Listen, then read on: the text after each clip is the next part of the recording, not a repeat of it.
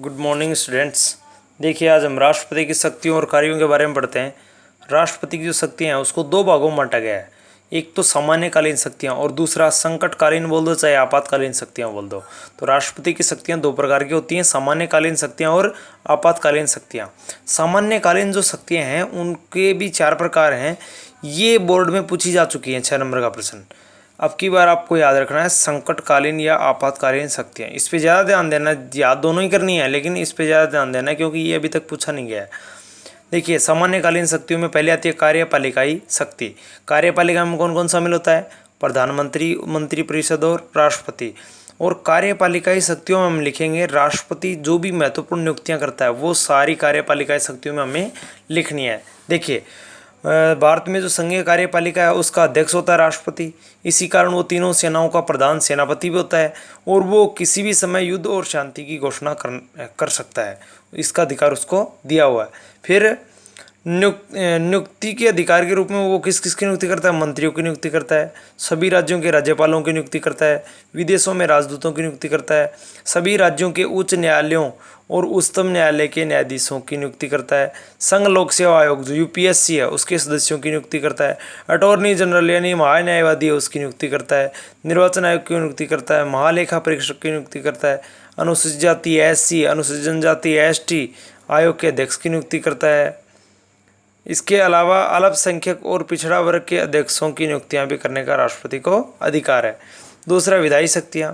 तो राष्ट्रीय संघीय विधानमंडल राष्ट्रपति और संसद के दोनों सदनों द्वारा निर्मित होती है। इस संबंध में राष्ट्रपति को निम्न शक्तियां हैं। कौन कौन शक्तियां? देखिए, विधायी का मतलब कानूनी शक्तियां।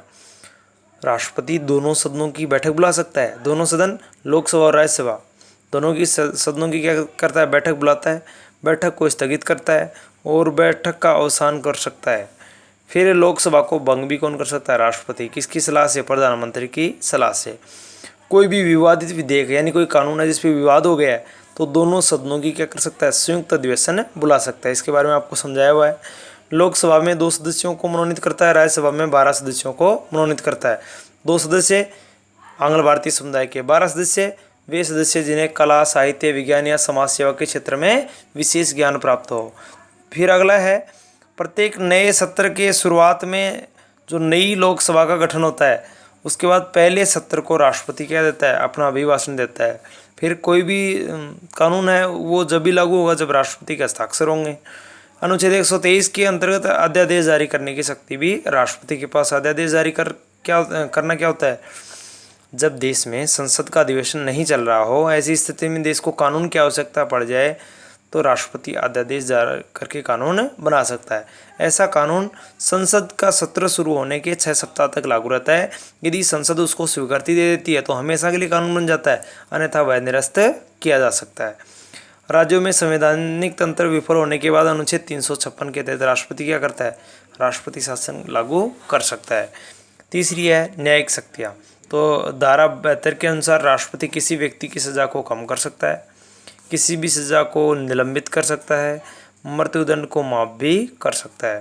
चौथी है वित्तीय शक्तियाँ। तो प्रत्येक वित्त वर्ष के आरंभ में, वित्त वर्ष शुरू होता है 1 अप्रैल से 31 मार्च तक का समय क्या होता है? वित्त वर्ष।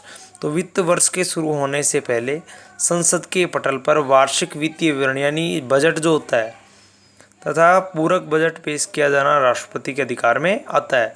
कोई भी धन विधेयक राष्ट्रपति की अनुमति के बिना संसद में प्रस्तुत नहीं किया जा सकता। धन विधेयक कहाँ प्रस्तुत किया जा सकता है? केवल लोकसभा में ही। और किसकी अनुमति से? राष्ट्रपति की अनुमति से। वह राज्यों व केंद्र के मध्य आयकर की प्राप्तियों का विवरण रखता है। आपात स्थिति में आकस्मिक निधि से धन निकालने का कार्य संसद के नियंत्रण में राष्ट्रपति ही करता है। उसे वित्त आयोग नियुक्त करने का अधिकार भी प्राप्त है। ये हो गई सामान्यकालीन शक्तियाँ। चारों आपको याद रखनी है। आज इतना ही काम कर लेना। धन्यवाद।